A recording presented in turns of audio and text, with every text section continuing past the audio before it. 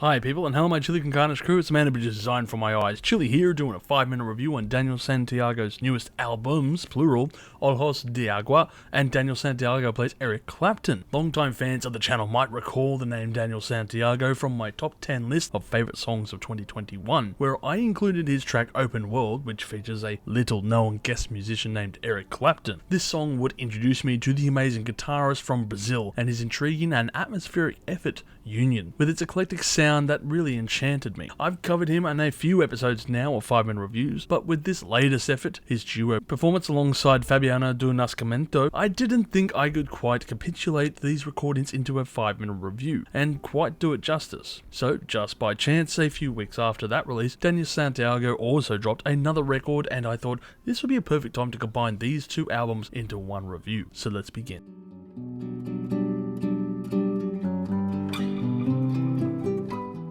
I think it would be quite unfair to mention that Olhos de Agua is entirely a Daniel Santiago album. It is rather a collaborative between himself and another guitarist, Fabiano do Nascimento, and I'm sorry if I mispronounced that name, and I'm sorry, I absolutely guarantee I mispronounced that name. Both of these musicians have similar sounds to their music, and it was a perfect match for both of them to play on an album. In many aspects, it's quite similar to his record Movement that came out last year featuring Pedro Martins, in that it's two guitarists playing acoustic melodies against each other in what many would consider as world music for its umbrella terminology. The album itself is made up of mostly instrumental tracks and contains a few vocal harmonies that certainly accompany the music on hand, and for most of the part, it is a very pretty sounding affair. But it does make my life hard when trying to write a review on this sort of music. After all, there are only so many times that I can revisit the thesaurus and look up synonyms to the words such as beautiful or serene. Certainly this album will evoke a sense of calm to the listener, and there is certainly its own elements of wonder on hand, but alas I cannot say that this is the record I will be flocking back to anytime soon. While the genre at hand being covered has certainly been done so with justice by these two musicians, it is certainly not a genre that I find entirely interesting. There is much wonder to other musicians in their works when they start to wander into more experimental territories, while pertaining to these guitar styles found on hand on this record. For me, this genre will forever be background dinner music, perhaps due to the fact that I grew up listening to several other musicians in this field during dinner time as a child. It's not quite elevator music after all. There are certainly intriguing aspects to this record and its music, but it's nothing that I gravitate towards, and I'm certainly thankful that I'm reviewing two records on this episode of 5-minute reviews. Speaking of other records,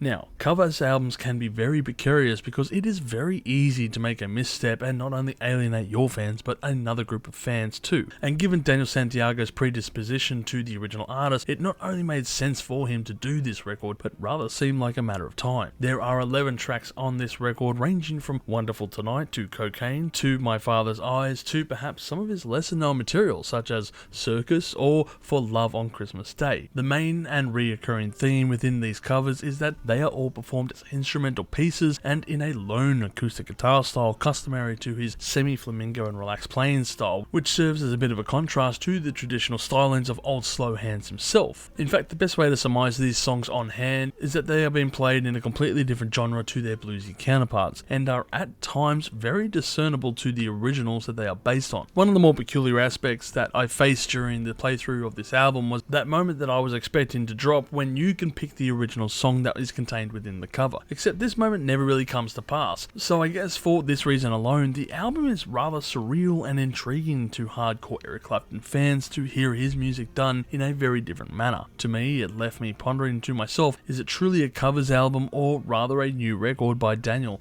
as it does venture off into his territory at times and does feel rather original. Perhaps I'm just being grounded by reality that I'm not as big as an Eric Clapton fan as I thought I was, and with such a vast wealth of material to cover, even picking 11 tracks would have been a very tedious affair. I'd say if you are a fan of Daniel Santiago or Eric Clapton, you will enjoy this album, but you might find it as dull listening without any lyrics, as it quickly becomes a drab and monotonous sounding affair. I'm sure in the vast world of other musicians who have covered Eric Clapton's works, there are better records out there than this one, but if you are looking for some nice background dinner music, then this record is just perfect. When it comes to Olhos de Agua, I want to give this album a score of 5 million chilies on the spicy scale because I feel more forgiving towards this record, as the two personalities on here seem refreshing compared to the other one. As for Daniel Santiago plays Eric Clapton, I want to give this album a score of 3 million chilies on the spicy scale and cite that its repetitive nature is what helped drive the score down. Perhaps if this record contained some more variation of the works on hand, it could have made for a very interesting playthrough. But then again, at the end of the day, both of these albums serve as perhaps a callback to his style that he became famous with. But in many aspects, I would love to hear a more adventurous sounding affair. When Daniel Santiago steps outside these normal boundaries, he writes incredible music, and that is why I will point to the musician's most prominent works, which is Union, in my opinion. A perfect example can be found when you have, of course, Eric Clapton playing against Daniel Santiago, and the meshing of their two styles was